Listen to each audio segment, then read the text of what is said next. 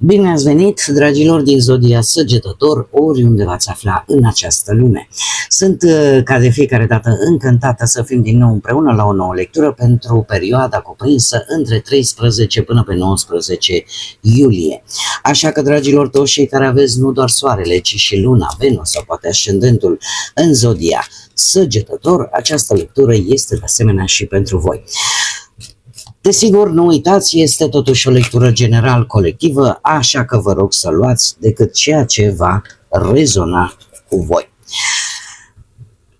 Ca de fiecare dată, înainte de a începe lectura propriu-zisă, vreau să le mulțumesc din suflet tuturor celor care mă susțineți, care sunteți aici și care vă aduceți aportul necondiționat în dezvoltarea acestui canal prin like-uri, prin comentariile frumoase, prin gesturile voastre de apreciere și prin fiecare gând bun care vine din partea voastră. Așa că mii și mii de mulțumiri tuturor. Cei care sunteți pentru prima dată aici pe canal, vă urez bun venit și dacă la finalul acestei lecturi simțiți că ați rezonat sau pur și simplu v-a plăcut, nu uitați să vă abonați. Este gratuit și în felul acesta nu veți pierde niciuna dintre lecturile mele. Și acum, haideți să trecem la treabă și să vedem ce este important de știut pentru voi, dragilor din Săgetător, în perioada 13-19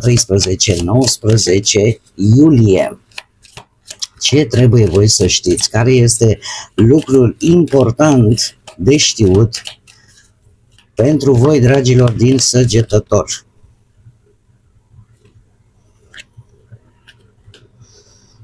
De obicei pun decât 3, au ieșit 4. Probabil că n-au ieșit întâmplător. Haideți să vedem. Și avem așa. Avem oglinda, reîntoarcerea Afroditei, libertate și, cum să-l traduc eu, timpul și marea, timpul și schimbarea oarecum. Haideți să vedem despre ce este vorba. Avem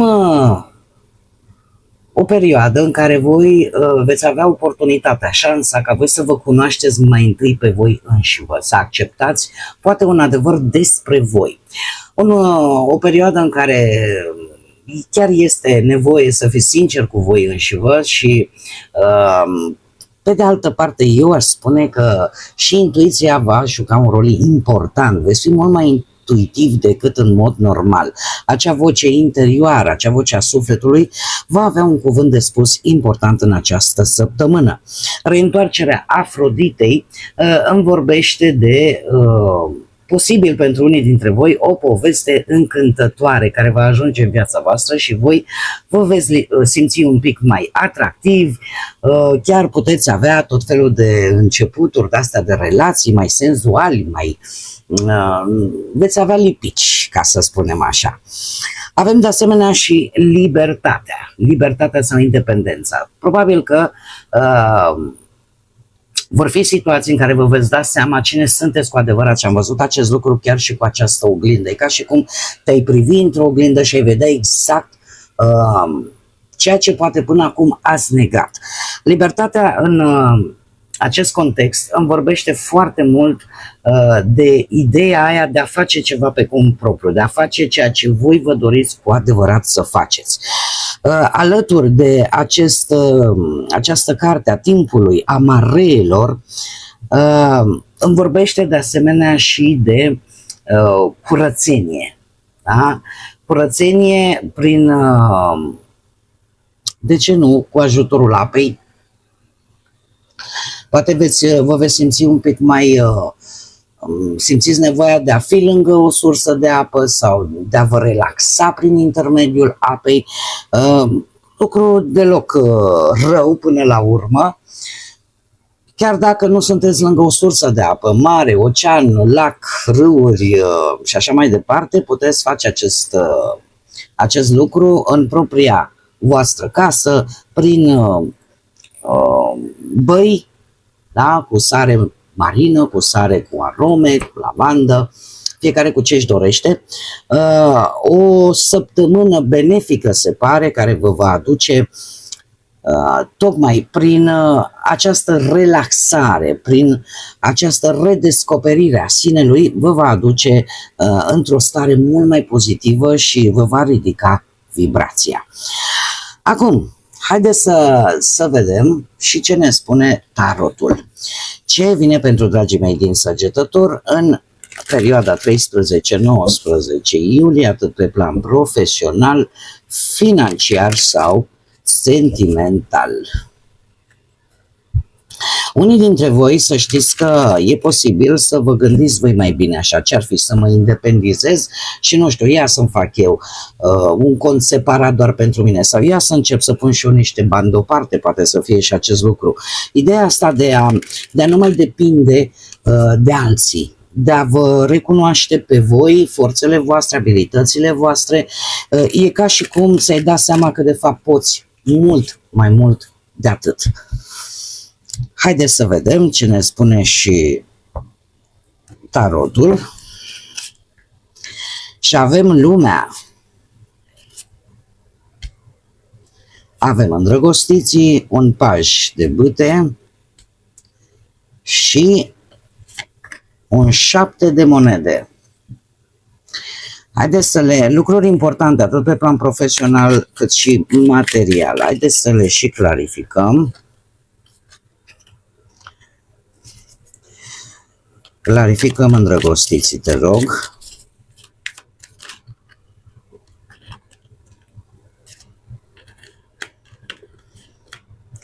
Clarificăm pajul de bâte.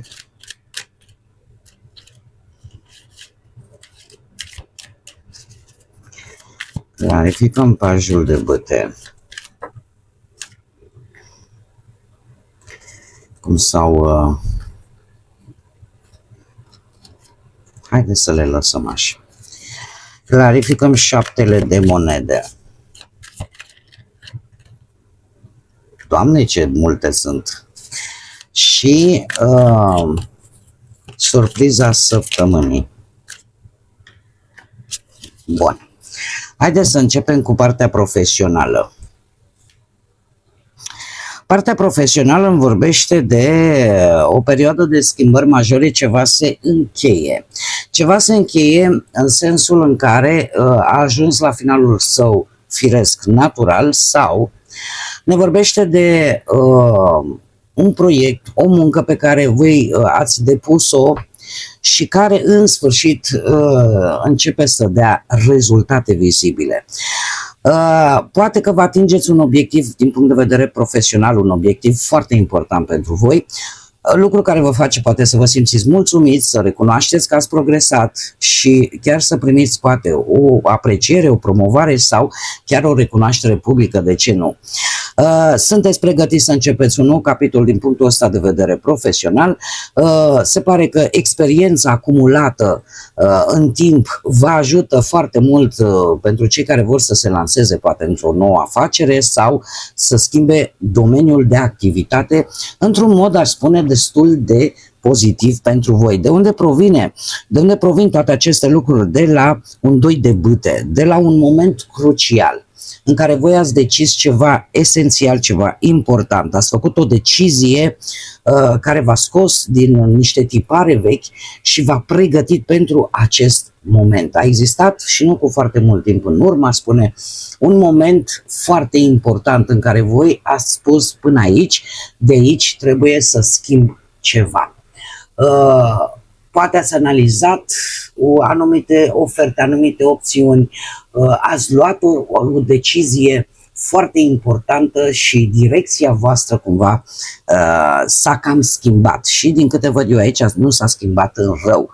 De asemenea putem vorbi și de o călătorie lungă pentru unii dintre voi în această săptămână, poate chiar peste hotare, în interes de muncă, în interes profesional. Pe partea banilor avem îndrăgostiții. Îndrăgostiții, nu știu dacă zodiile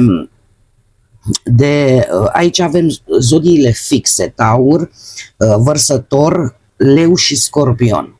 Poate aveți vreo legătură în mod direct cu aceste zodii, cu atât mai mult, poate pe ascendent. La bani avem zodia Gemeni și zodii de foc, cum sunteți și voi, Berbec, Leu sau Săgetător.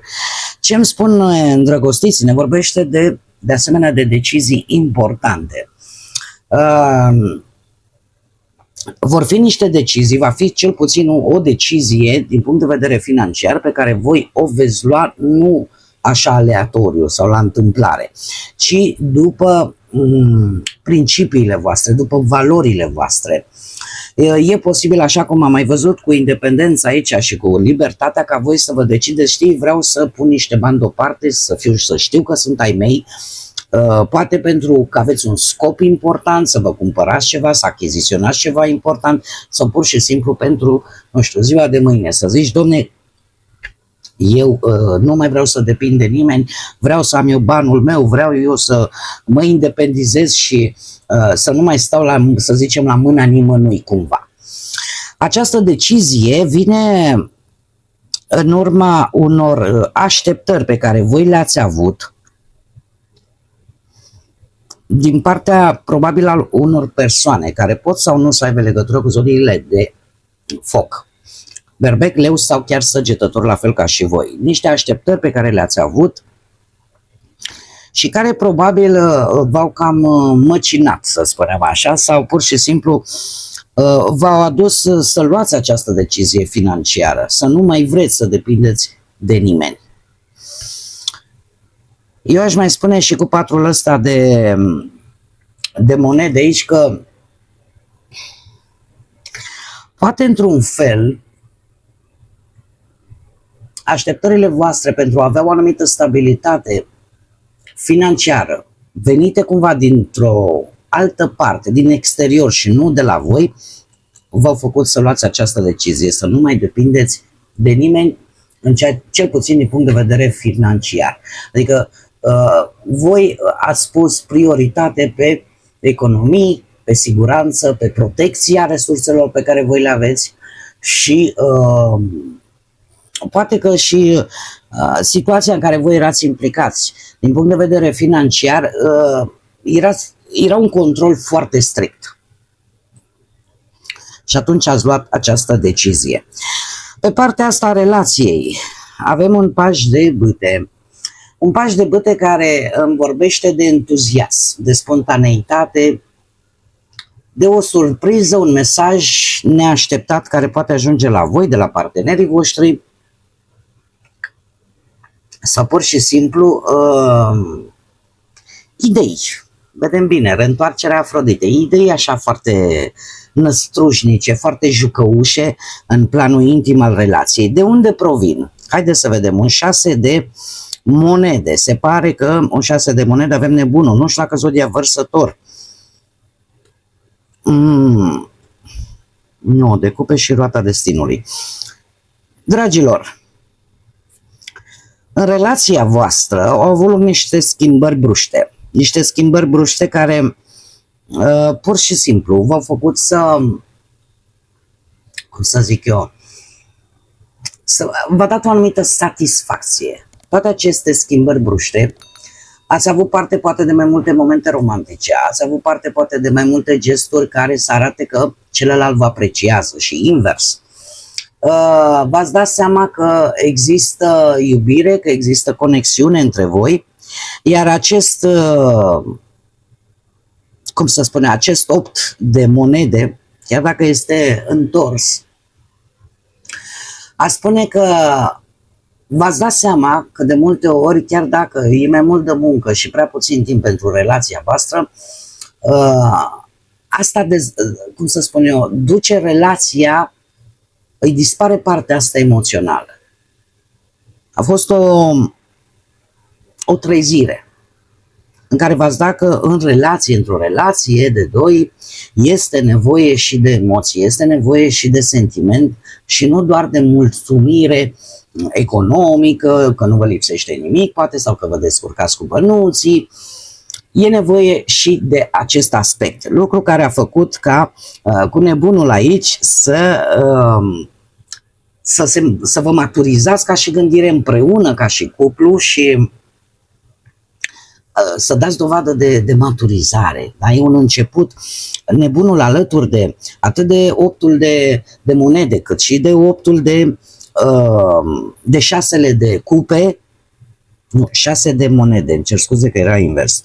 6-le de monede, de fapt, v-a adus în prim plan Ideea asta că și e adevărat și banii și stabilitatea materială și profesională este importantă, dar desigur lipsea ceva și atunci avem acest nebun care vine cu maturitate. Un nebun înțelept, să-i spunem așa. Șasele de monede vorbește de o parte karmică. A trebuit să se întâmple acest lucru ca voi să învățați o lecție importantă despre relația voastră, despre cuplul vostru și, bineînțeles, ajungem la acest paș de bâte care vine cu multă pasiune, vine cu entuziasm, cu spontaneitate, cum am mai spus, cu idei de-astea creative și binevenite în relația voastră. Acum, pentru cei care sunteți singurei, un 7 de monede, de unde provine el? El provine de la un 7 de spade, un 5 de cupe, un cavaler de monede. Nu știu dacă zodiile de pământ vă spun ceva pentru cei singuri, Taur, Fecioară, Capricorn, zodii de foc de asemenea la fel ca și voi, și aici toți zodii de foc avem, Berbec, Leu, Săgetător. Acest 7 de monede, un 7 de monede la voi, dragilor, îmi spune că e o perioadă de reflexie asupra relațiilor voastre din trecut, a ceea ce voi vă doriți cu adevărat. Nu aș spune că este neapărat o perioadă de acțiune rapidă, ci mai degrabă de evaluare. Voi preferați să așteptați persoana potrivită decât să vă mai grăbiți. De ce? Pentru că, din câte văd eu aici, cu acest 7 de spade, ați avut perioade destul de complicate în care poate că unii dintre voi tot ați iertat, tot ați trecut peste anumite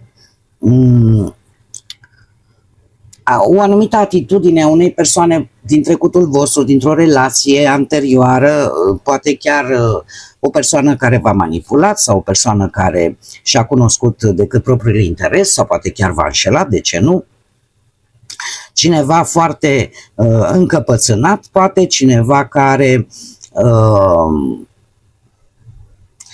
cumva ori relația voastră parcă nu dădea semne că merge înainte sau mergea foarte greu. Cert este că pentru voi lucrul ăsta a adus o lecție în primul și în primul rând și v-a făcut să ajungeți la această energie. Mai bine aștept, mai bine nu mă grăbesc. Ați deprins mai multă înțelepciune. De asemenea, avem și acest paș de bâte și un cavaler de bâte.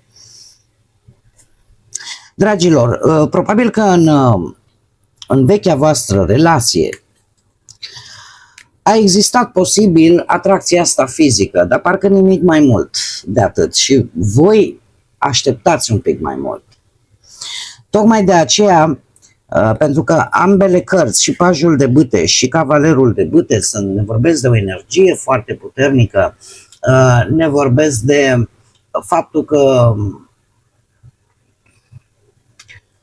poate voi sunteți cei care ați fost deschiși, ați fost curioși, v-ați dat seama că puteți să vă dați seama de fapt ce fel de parteneră vi se potrivește. Cum de altminteri putem vorbi și de un pic de superficialitate din partea voastră sau poate a fostei.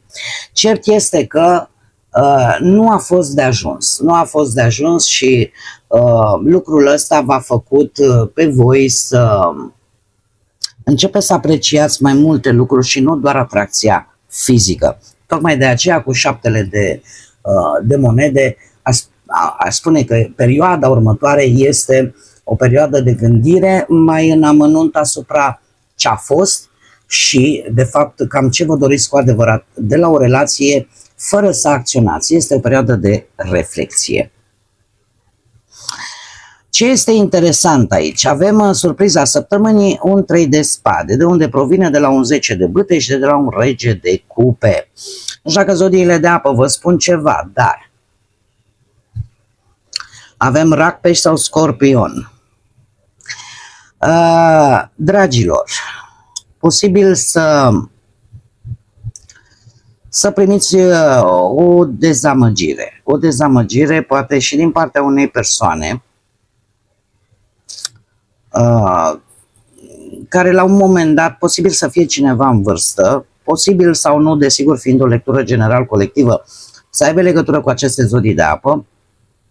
Dar ce pot eu să vă spun vis-a-vis de această surpriză de care mulți se sperie? Acest 3 de spade în această situație îmi vorbește foarte mult de dezamăgire și nu neapărat de alte lucruri mai negative. Eu aș zice că este vorba de o, cum să spun eu, o anumită suferință emoțională legată de lucruri, cum să spun, o greutate poate pe care ori voi o duceți în spate, ori o persoană în vârstă. E ca și cum, deci intuitiv vă spun acum ce simt uitându-mă la aceste cărți, ori este cineva mai în vârstă care duce o greutate și voi cumva această greutate acestei persoane vă afectează din punct de vedere emoțional sau sunteți dezamăgiți de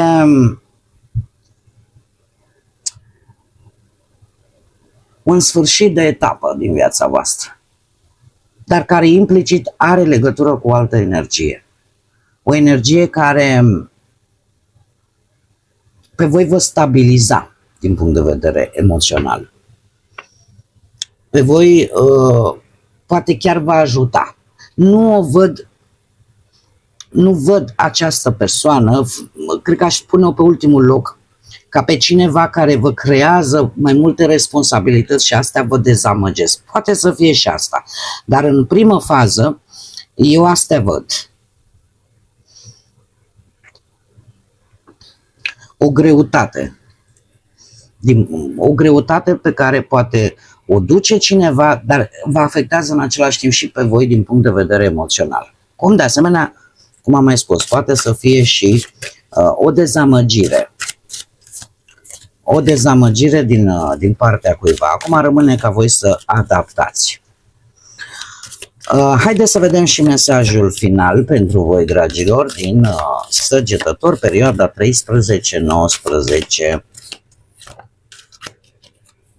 iulie. Și avem două mesaje. Avem numerele 2, 9,